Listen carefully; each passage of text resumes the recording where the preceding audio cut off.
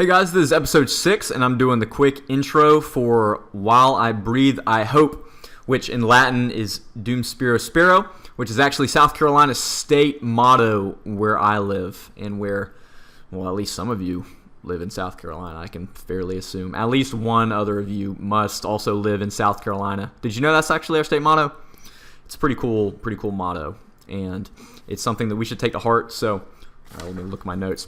I'm going to be talking about breathing and what breathing kind of means, kind of dissecting that, not only physical action, but dissecting that thought of breathing a little bit. Talking about Dum Spiro Spero and having an attitude of hope.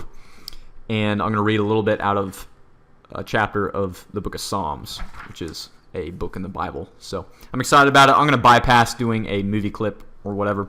I've got a full-length song thrown in. Well, not just thrown in. I mean, maybe some of you could think I just threw it in. But I've got a song added to this podcast video. I don't know, maybe around minute 20 or something like that. I don't remember offhand. So I'm excited about it, so I just want to get into it. Talking about While I Breathe, I Hope. And I think it's going to be a pretty powerful podcast show for you guys. So appreciate your time, and let's get into it.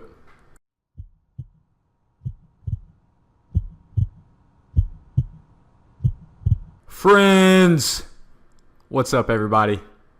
Hope you're all doing well. This is episode 6 of Generation Giants podcast, and my name is Kyle, and thank you for tuning in today, wherever you are.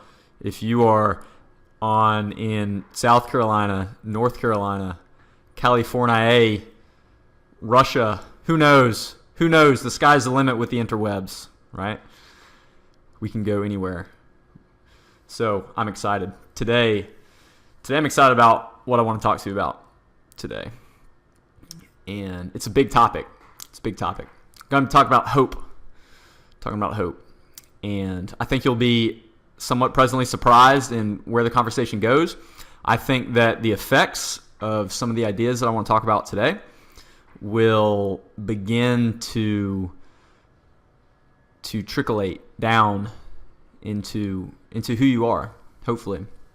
So it's not just something that maybe makes you feel good today or whatever, or makes you regret ever listening to this podcast. Who knows? That'd be terrible. If you listen to one of these shows and you just feel like that was the biggest waste of the last hour of my life, I'll never get it back. I hear you, man, or woman, girl. I hear you. Sorry. Oh well. No money back. I never said that was a guarantee. So, but I think you'll enjoy this podcast. Today is going to be a little bit faith heavy. So like I've said, this podcast is very much faith driven from my end on why I say and produce what I'm doing. But your reason for listening can be, you can make it your own. If you choose to ignore some of the faith elements, that's all right. That's cool. That can be your deal.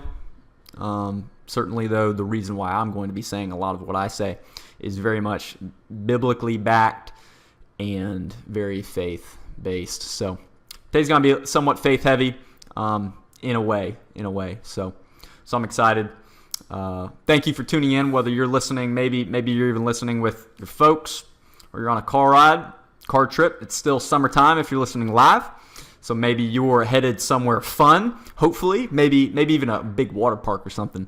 That's still something on my to-do list this summer, actually. I want to go with a couple friends, go to check out a big water park somewhere in the southeast of the US of A. We've got a few here where I live in Charleston, a couple water parks, but they only have a couple slides. One of them has like 2 slides, and the other park has like 5 or 6 slides. And I'm all about the water slides. So I'm all about those high 200-foot, 300-foot slides or higher. I think that's the biggest ones we got around here. So I know some of you may live like in Florida or something, maybe, and you got Wet and Wild, I think, is a place.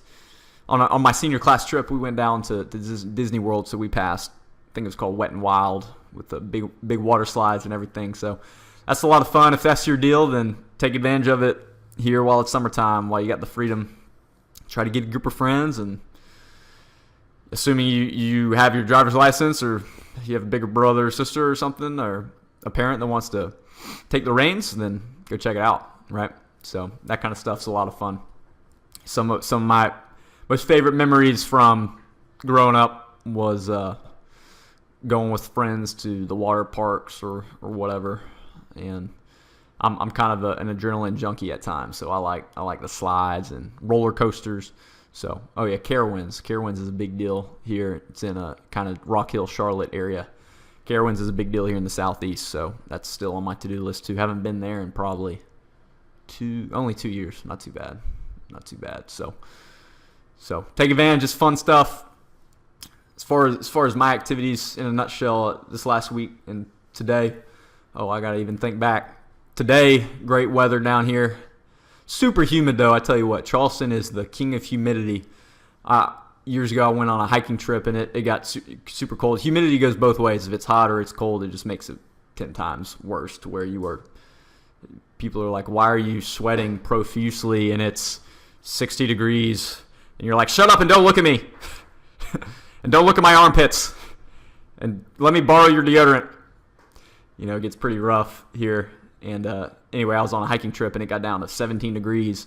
Pretty cold. But in the mountains, no humidity, right? Because humidity, maybe this is scientifically backed, but I think it sinks, So whenever you're in low-lying areas like where I live, humidity is pretty intense. But you go up the mountains, no real humidity. So I went from 17 degrees and came back here and it was like 50. And I swear it felt colder at 50 degrees and 99% humidity or whatever we have than in the mountains and 17 degrees. I swear it felt colder being back here. I was like, take me back to the wilderness in the mountains. I'll even sleep on a sleeping bag. It feels way better there. So it's been pretty hot. Getting back into my personal training. I do triathlons. I usually do maybe one a year though. I need to get back into doing some smaller races to just have that practice behind me. But getting back into it, just did a 30-mile bike today and did a 7-mile run yesterday, and the humidity is killing me. I'm gonna probably produce some quick videos for especially some of you cross country guys and gals and track and just general people, students that like to play sports. I'm probably gonna start producing some little segments on just training tips. Because you learn a lot after. I'm only 26. You learn a lot after years of training and tips and tricks and rule of thumbs like heart rate training. And that's what got me into part of what got me into getting a lot better at triathlon was heart rate training, getting heart rate watch. So I'll probably in time start producing some content along those lines. So stay tuned and let me know what you think. Let me know maybe some topics. I know a lot of you who do cross country, let's say any sport, lacrosse or whatever. Your coaches are very much focused on the application of playing that sport. Whether the sport is literally just running or playing lacrosse or soccer, and the application is extremely important. But there's also a lot of science, you could even call it, and just learning how to train, how to get better, not only how to get better at the sport, but how to become a better athlete. There's a lot to it that your coaches, it's not necessarily that they don't want to or they don't know how to teach in that area, but there's only so much time, and there's a lot of pressure on making you guys good at whatever sport that is. So right now, a lot of it's probably you just have to use your spare time to ask questions online because all the information is pretty much freely available on how to get better and how to train harder and understand some of the science. And by no means, I don't have a degree in physical science, sports science, or anything like that. I just have the 6 years of training for Ironmans and playing football in high school and that kind of thing behind my belt. So just more real world stuff than anything, not academia, which you learn in school. Big difference between classroom setting and real world application setting. You can have PhDs in sports science that don't actually know how to be a trainer, a personal trainer. Big difference between classroom setting and real world practice. So anyway, I'm going to probably start producing a little bit of content for you guys because I think there's just so much to learn, and you guys, many of you are, at teenagers, you still, for most of you, haven't been doing training or sports necessarily that long. Sports probably you've been doing a while if you've been doing them since you were 5 or 6, I get that. But training's like a whole other story. And sports will end one day, but training never really ends. So keep that in mind, understanding how to train. So I'm excited. So did that today, this morning, or yesterday, did the run yesterday, and it was good. And trying to think of other highlights that might be worth sharing. I think I had something other than just some general life stuff. Had a birthday party, birthday dinner, cornhole the other day, so it was good. It's been a good week. Very blessed. It's a good time to be alive down here, I tell you what. Well, all the time it's a good time to be alive, especially here in Charleston, but it's exciting down here. A lot going on, too, in the church I go to, Seacoast Church. So, and if you're not plugged in a church, if you're a student, get plugged in, Look around. Look at some of the students in your school that you know are into faith. Hopefully they're good representations of faith.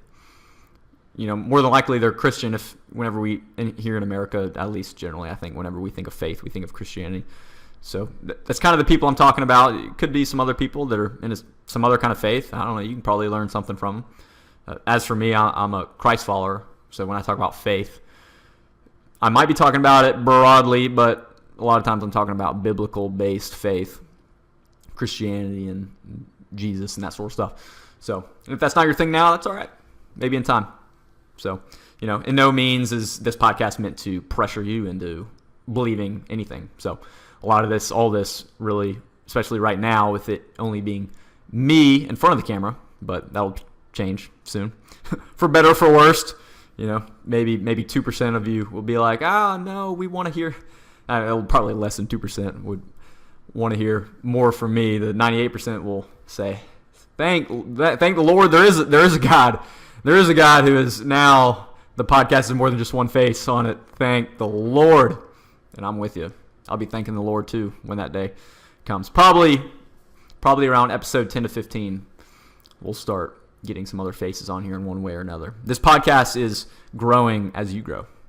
I don't know if you necessarily ever thought about it in that way.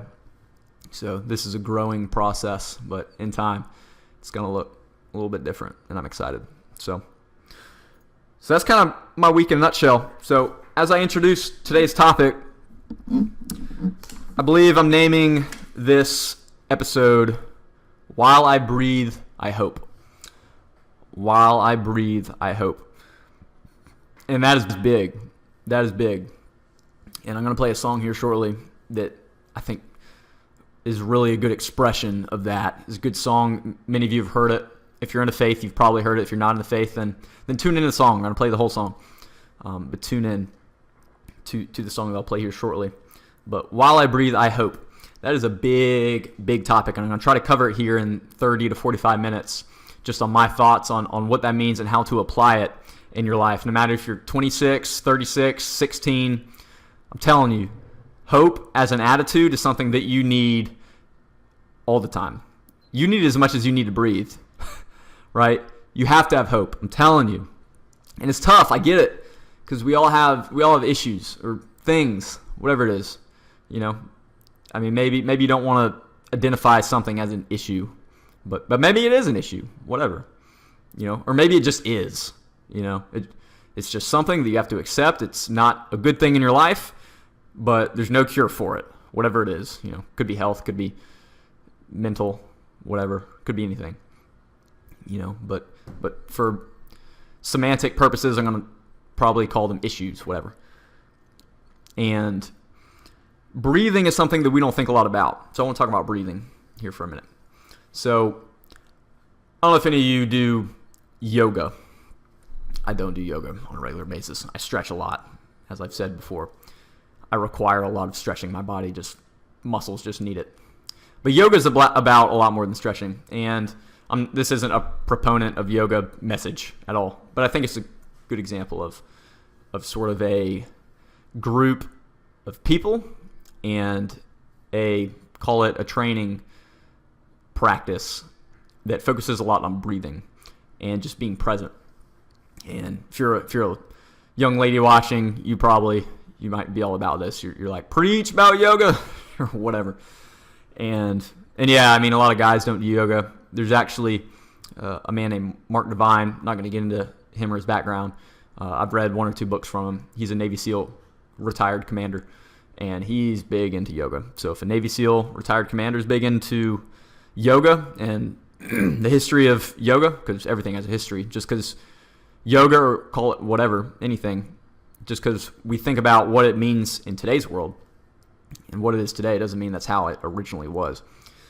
And so if a Navy SEAL commander thinks yoga is pretty cool, then I can unashamedly be interested in it. So actually, I did yoga for a month with some of my friends got me into it. They were doing yoga, and there was like a Groupon or whatever. Y'all know about Groupon. Some of you guys, y'all got that app, and you're like broke high school students or college students, and you're like, praise the Lord for Groupon. I tell you what, 20% off, 30% off, stack it up. They owe us money by the end of it. I don't know if that's how it works. I'm sure some of you are smart enough you can rig something up, though. So this Groupon, I got like, I don't know, 20% off for a month or whatever. So I did yoga. Actually, I got a lot better at, I'm always about the corpse pose. You do the corpse pose every night before you go to bed. I'm all about that. I got a lot better at that pose where you do basically a headstand or a crow maybe that's the pose. I got a lot better at that. But breathing is key. Yoga is a lot about understanding breath and being knowing your breath and being present and being aware of your breath. And so a couple points I want to make about your breath. Sometimes it's the little things that are the most important things. So I want you to just think right now for the next few minutes. Think about breathing. So I don't know if you were aware, but you were breathing even before I started talking about breathing. You probably weren't thinking about it, right? Right? Because no one really thinks about breathing. Thank goodness. If we had to think about breathing, all we would ever be focused on is making sure we're breathing all the time. Because as soon as how long does it take for you to lose focus on something, right? How many of you are like have AD squirrel syndrome? You know, you're thinking about something and then your mind just goes somewhere else and you forget what you were thinking about before. Probably a majority of people. We all kind of have a little bit of that. And what if breathing required our full focus to breathe? Life would be kind of rough. Life would probably not last very long. And we all require breathing. And luckily we're designed, we don't have to think about breathing to breathe. So that's good. But nonetheless, breathing is one of the smallest things. I mean, we talk about we need food, we need water, we need shelter, community, all that kind of stuff. Sometimes we say we need Xbox, or we need our phones, or we need Facebook, which is all a load of garbage. But we literally need to breathe. Breathing is, I think, the number one thing that we need. And so it's our most basic need. And because it's so small and so consistent, it's something that we don't think about a lot. We don't think about it very often unless we're out of breath, right? How many of y'all can identify with that? You're on the field sprinting or whatever, and you feel like you just can't get the breath you need. You know, you need a break. And breathing is so key, right? Breathing is so key. And so let's think about that. Let's think about what does it take to breathe? Well, it takes air, right? Isn't it cool that we have air? We have our most basic need all around us. Isn't that pretty neat? I mean, sure, we need food, we need water, and water is kind of scarce, actually. I mean, drinkable water is pretty scarce, and we have engineered systems that create these cycles, these mechanical systems to treat water. So I'm a civil engineer, so I've kind of learned all about water and wastewater treatment. And we create these systems that are pressure flow, gravity flow, pump stations, all this kind of stuff to get us water. Took a lot. It took a lot to get society where we are, at least here in America, where you can just turn a faucet and you get water. And that's key. We need water. But air, we can screw it up with pollution, but it's pretty much there. I mean, we didn't have to do anything. It has the right proportion of oxygen, nitrogen, helium. I don't know. I didn't look at the periodic table before this. Y'all probably know. It has the right proportion of the things that we need, and maybe it's not even necessarily perfect. It's the atmosphere has probably changed. And it's just so neat, I think, that our planet, or the universe, as we'll call it, is set up with laws, namely gravity, to give us exactly what we need. We didn't have to do anything. It's just all created. I mean, without gravity, I don't think we'd have an atmosphere. Probably without several things that kind of go beyond my level of expertise. But we have this atmosphere, and literally all we have to do is take a breath and it's there. I think it's pretty amazing. I mean, don't you? I mean, we're literally surrounded by our most basic need. And I'd call that the most basic miracle. You know, it's the most basic miracle that we have. And I do think it's interesting. I also think it's interesting. I don't know if I'll draw a conclusion from this or not, but there was a time actually where you were a living being and you didn't need air, which is kind of interesting. So before you were born, you were a living being, right? In your mother's womb. And somehow you were able to stay alive without breathing. I was kind of thinking about that. And obviously none of us can remember that. But it's pretty wild. It's pretty wild. And then everything changed, right? When you were born, you took your first breath. And from that point on, you were considered a human being. And everything changed. And from that point on, you've been taking breaths over and over again. The most consistent thing in your life. And so I want you to think about that. And I'm going to get a little bit more into it after I play this song. But breathing is so key. It's not something to take lightly. I want to add weight to this thing that we do all the time. All the time. And yet we're not fully aware of what we're doing or even what it means, which is what I want to talk a little bit about. So I want to play this song. It's called Great Are You, Lord by One Sonic Society. Great song. So let's check it out. Actually, I don't even know who made it first. This one's from All Sons and Daughters.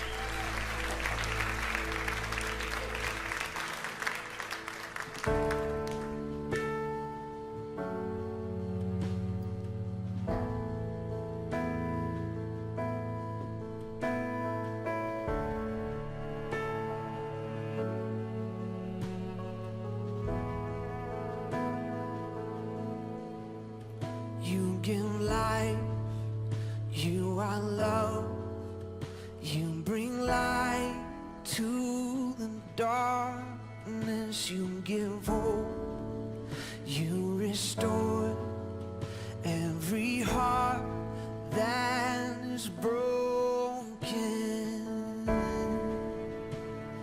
And great are you, Lord. It's your breath in our lungs, so we pour out our praise. We pour out our praise. It's your breath in our lungs, so we pour out our praise to you only.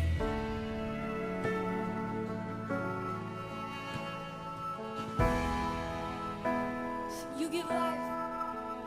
You give life, you are love, you bring light to the darkness, you give hope, you restore every heart that is broken. Great are you, Lord. It's your breath in our lungs, so we pour out our praise. We pour out our praise. It's your breath in our lungs, so we pour out our praise to you only. It's your breath in our lungs, so we pour out our praise. We pour out our praise. It's your breath in our lungs, so we pour out our praise to you only.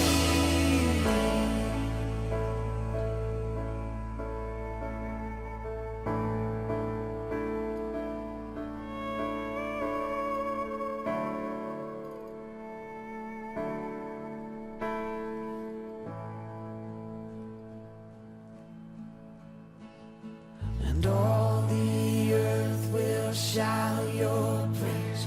Our hearts will cry, these bones will sing.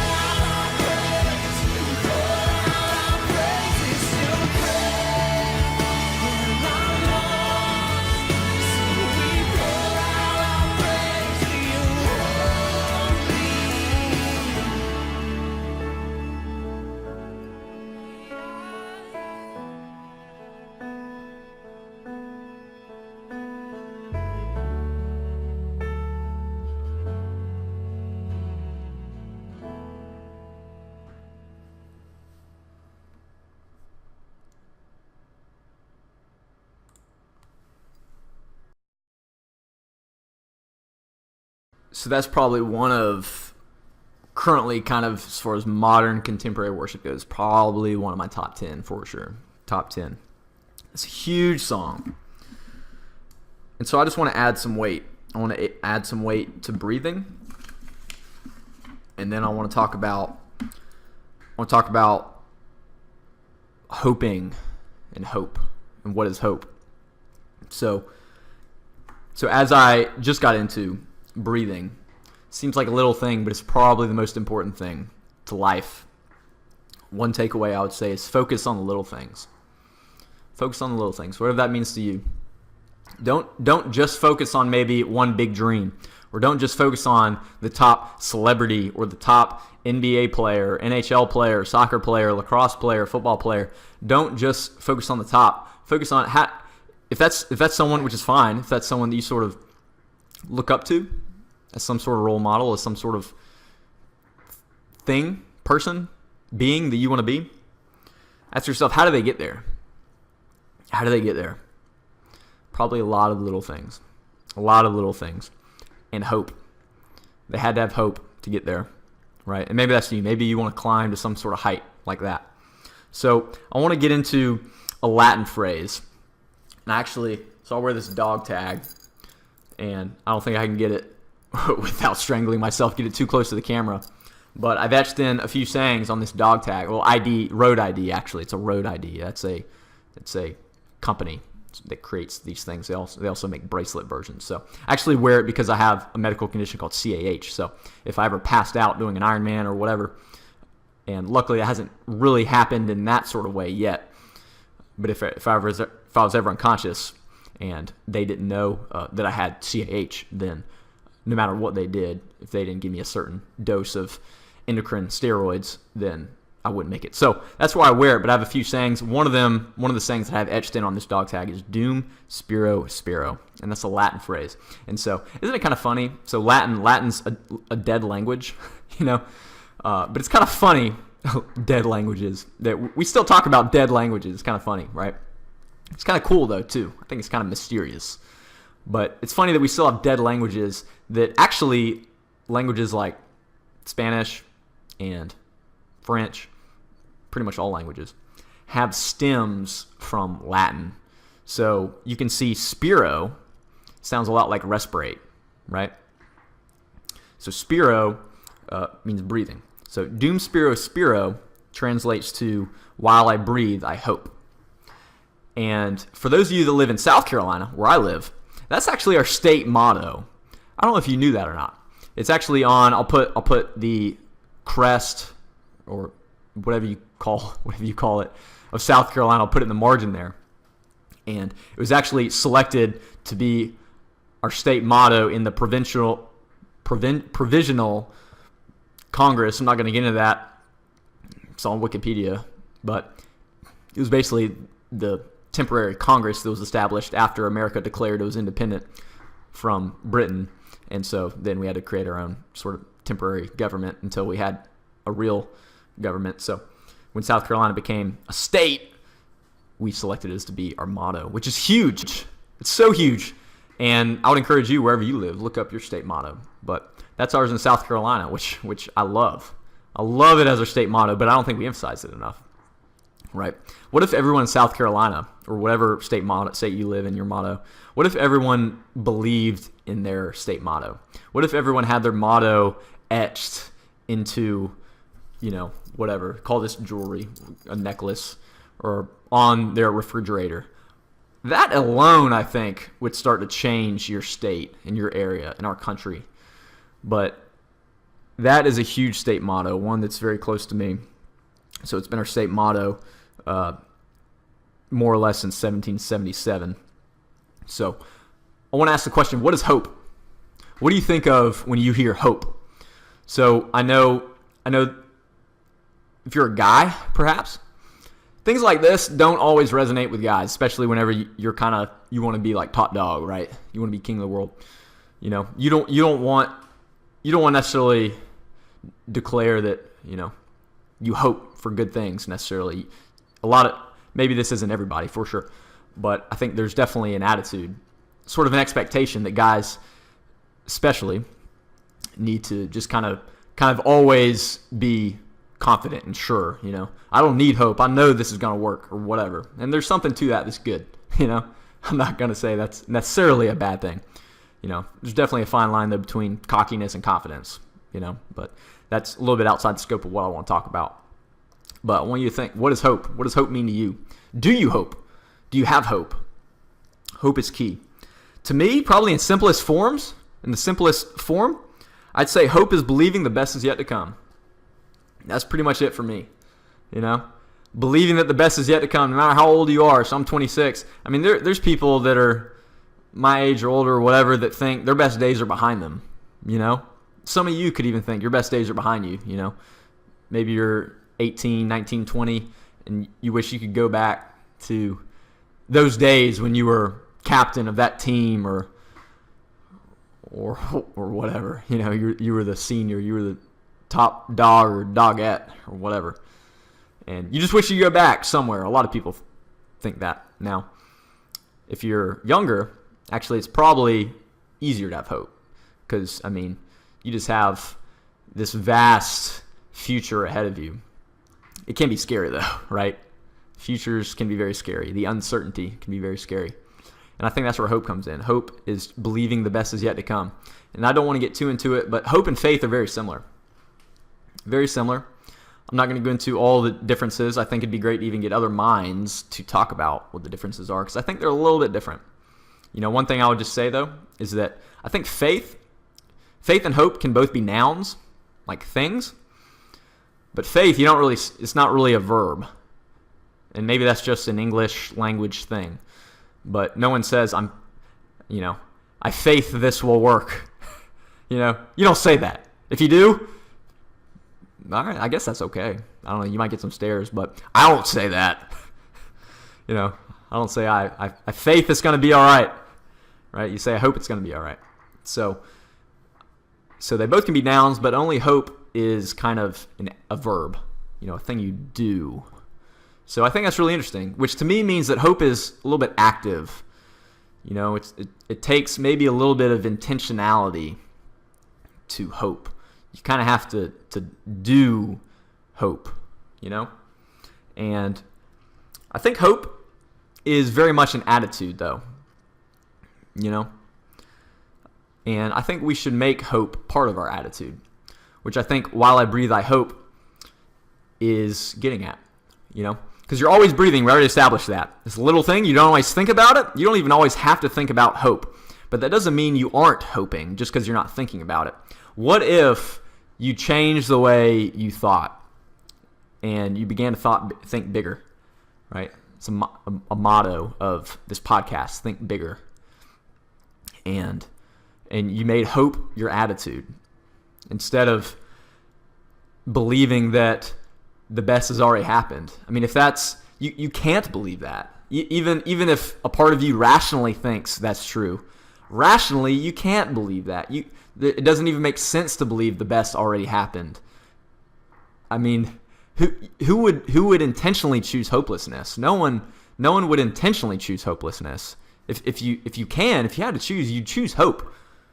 I think, And there's a lot to that. There's a lot to that I can't get into, A lot of us have a fear of being wrong, and it's easier to think things are not going to work out. So if you put your hope in things not working out, you're more than likely, you can be right, especially whenever doing nothing probably will make things turn bad.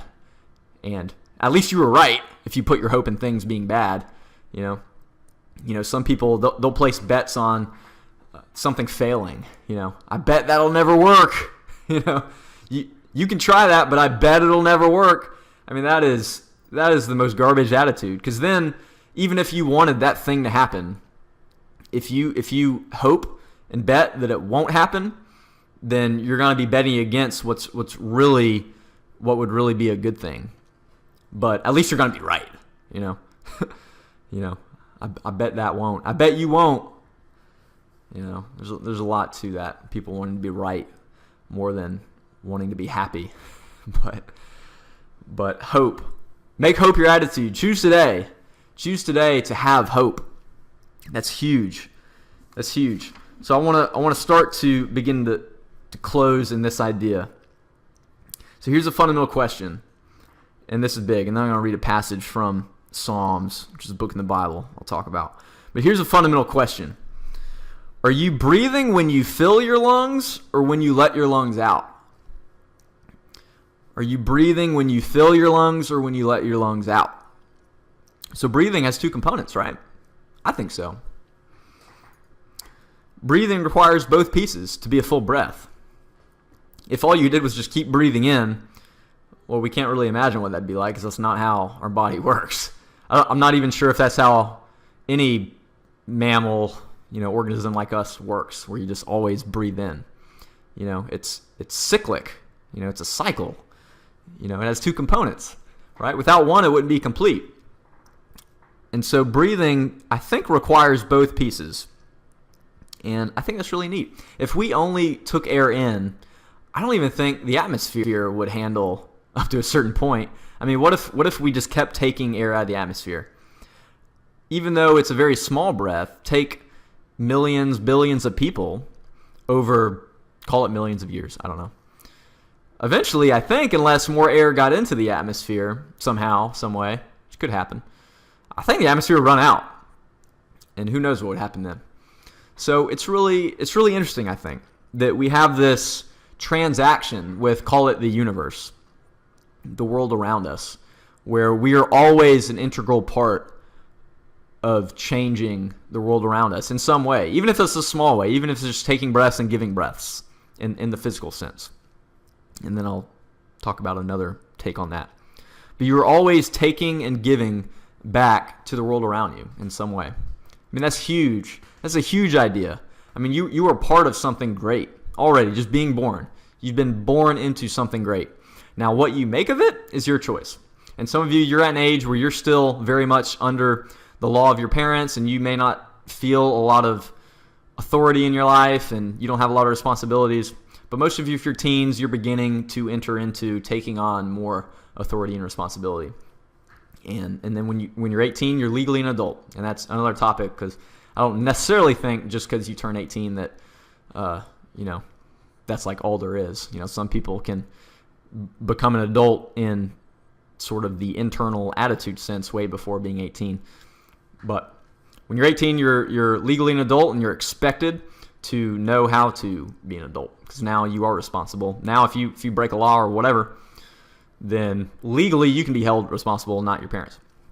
Now, hopefully most of you aren't breaking laws. Some of you are, though. Maybe in a little way or a big way. And from my perspective, that's okay. Maybe. But get help if that's you. And there's a lot to that. There's with any broken law, there's reasons why people do what they do and did what they did. But we get to be a part of this cycle of life.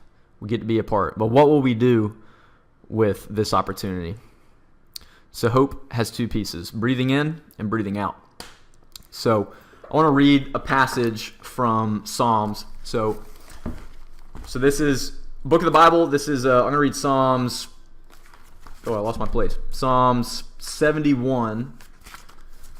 Hang on, let me turn to it. You can turn to.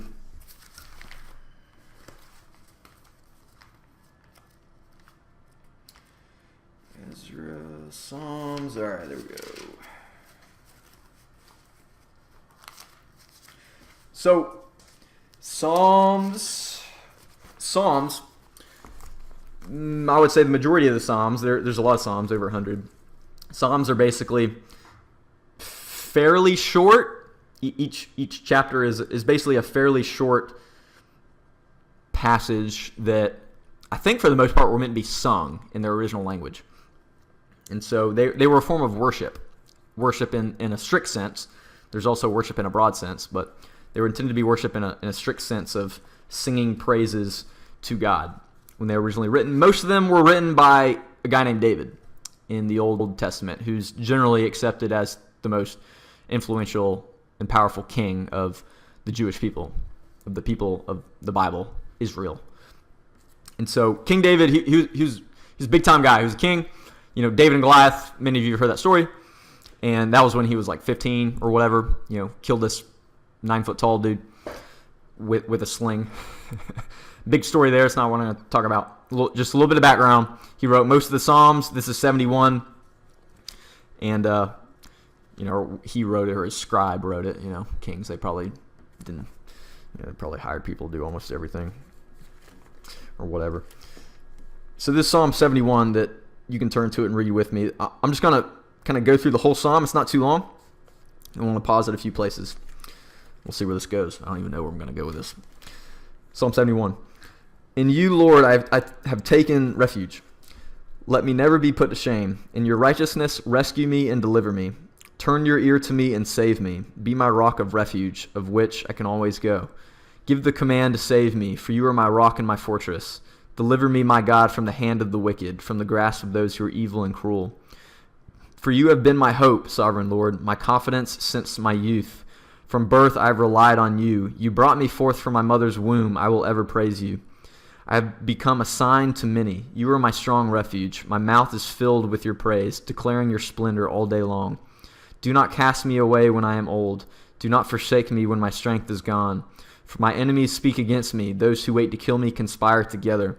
They say, God has forsaken him. Pursue him and seize him, for no one will rescue him. Do not be far from me, my God. Come quickly, God, to help me.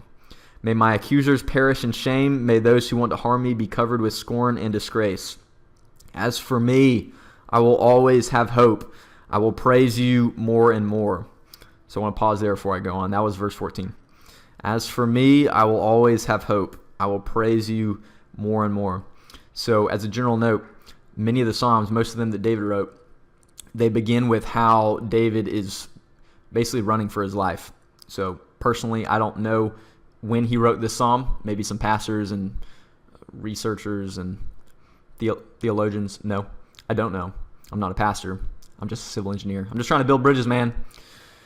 And so I don't know when he wrote the song, but most of them begin with how he is running for his life. He is in fear.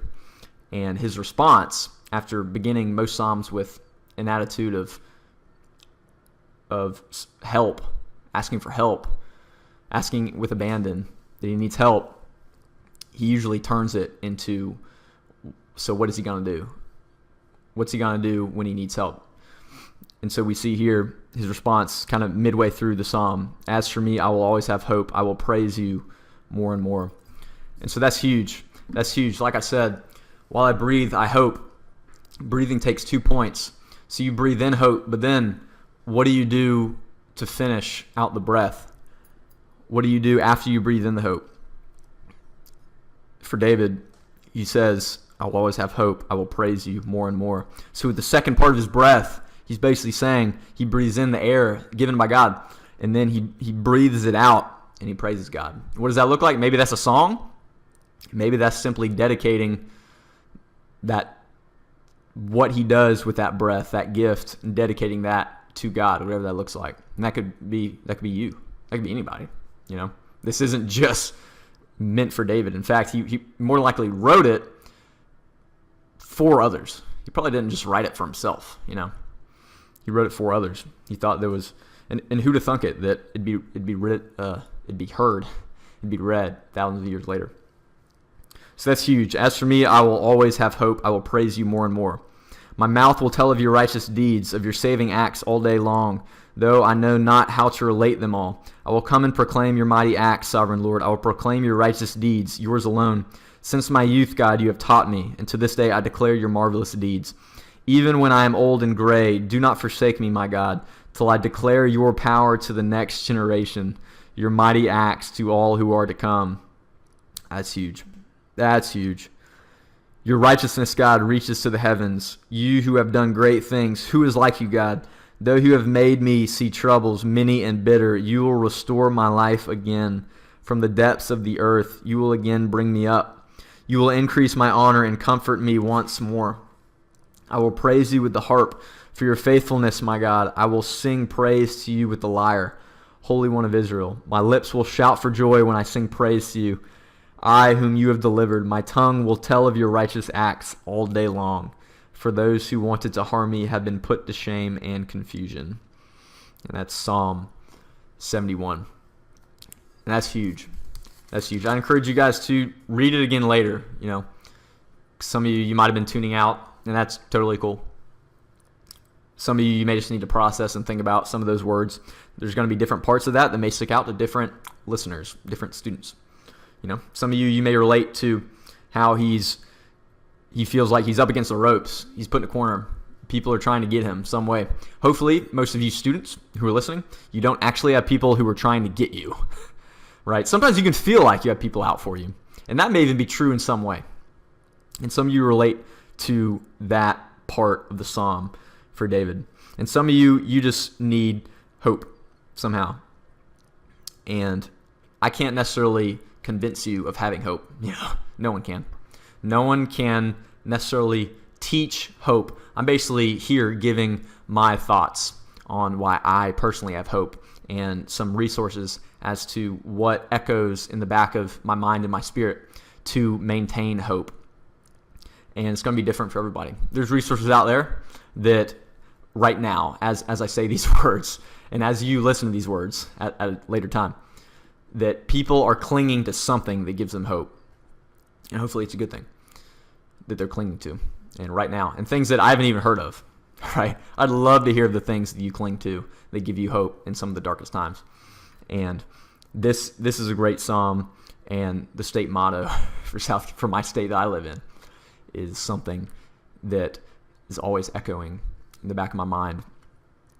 Not necessarily something that I always consciously think about, but the subconscious is more strong than we give it credit for. Our baseline of our attitude is so strong, so much more powerful than just in the moment, what are you thinking about? It's so much stronger. Build your subconscious.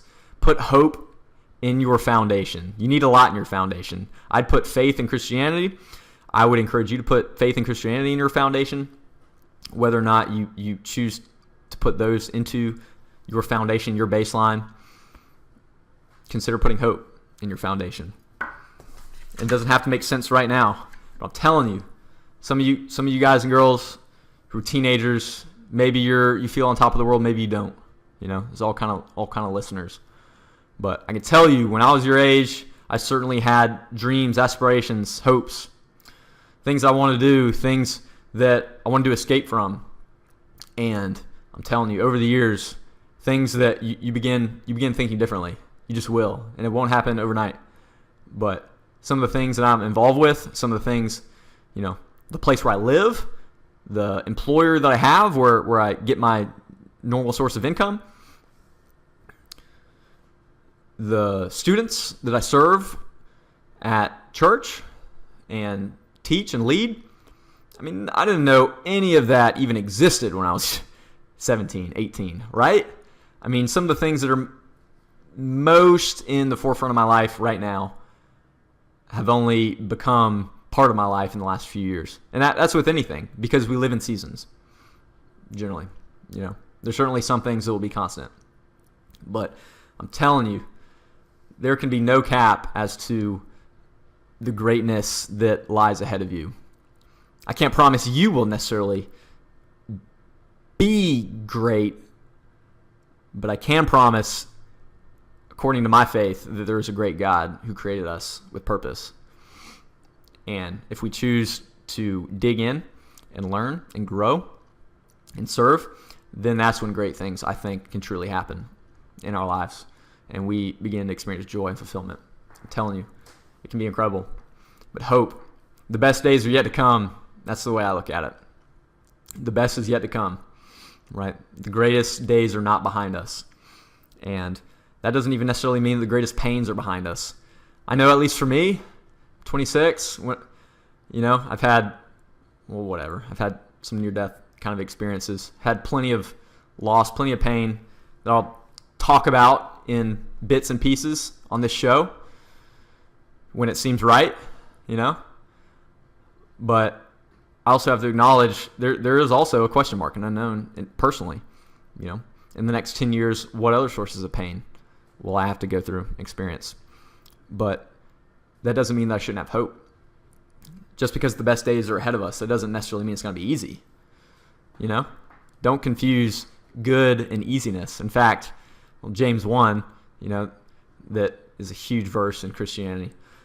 Talks about going through trials and be thankful for those trials because they produce perseverance, and let perseverance finish this work so that we are mature and complete, lacking nothing. Perseverance is huge. So don't be afraid. Don't be confused and think that hope just means everything's going to be good all the time. It may not feel good all the time, but hope means that there is a good work at play, a bigger picture at play, right? And we are just a little piece. We're just a little piece of the puzzle, but we can still make a huge impact. Just like the air we breathe. It seems small. It's all around us. There's literally, how many zeros would there be? 20 billion, jillion, kablam, million molecules of air around us. But each of those is so important. So important for us to live and for us to do what we're called to do. So take that to heart. So my last kind of main point, as long as you breathe, receive and give hope. As long as you breathe, receive and give hope. As long as you're alive, there's still hope. Doesn't matter where you are. Doesn't matter if you feel like you're on the bottom, at your wit's end. If you just had maybe the worst year in your life, you could have had the best year of your life. Hope for even greater things. It's actually been said success is the biggest enemy to future success. If you just had the best year of your life, let's figure out how to make it even better.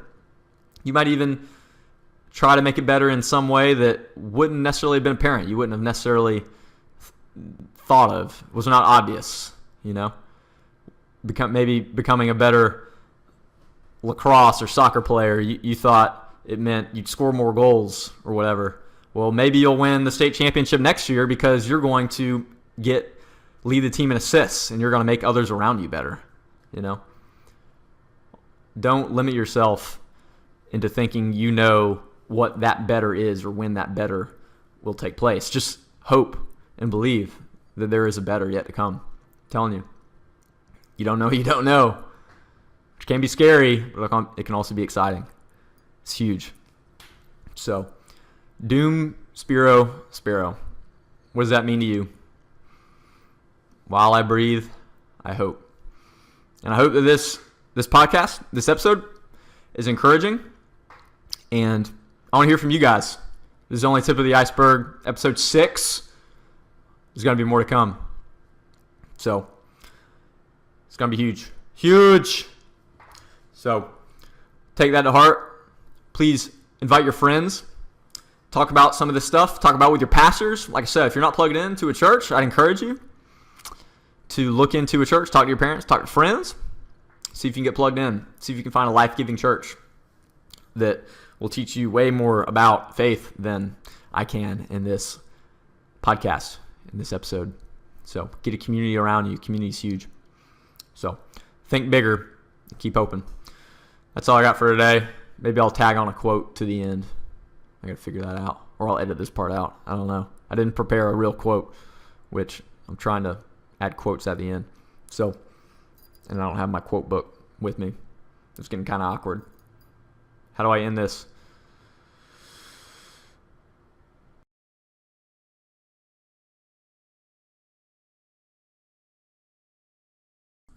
If you like this video, please support by subscribing on iTunes, leaving a review, and sharing with your friends.